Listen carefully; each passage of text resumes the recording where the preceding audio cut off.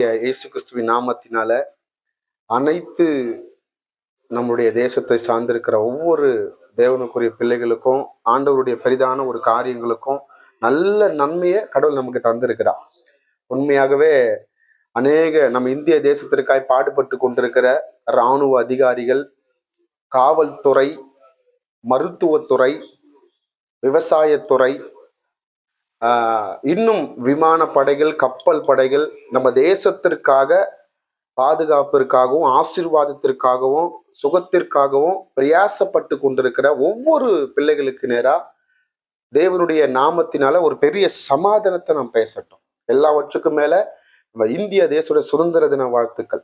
உபாகம் 8வது அதிகாரம் வசனம் அழகாய் 10வது வசனம் சொல்லுகிறது, உன் தேவனாகிய கர்த்தர் உனக்கு கொடுத்த தேசத்திற்காக நீ சோத்திரம் சொல்லு, உன் தேவனாகிய கர்த்தருக்காக நீ நன்றி சொல்லு.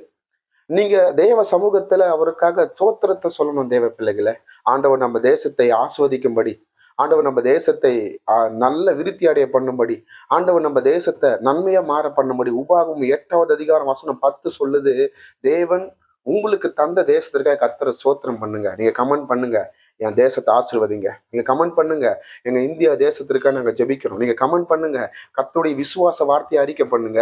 கர்த்தருடைய ஆவியானவர் உங்களை ஆஸ்வதிக்க தேவன் திட்டம் வைத்திருக்கிறார். அனைவருக்கும் சுதந்திர தின நல்வாழ்த்துக்கள். God bless you.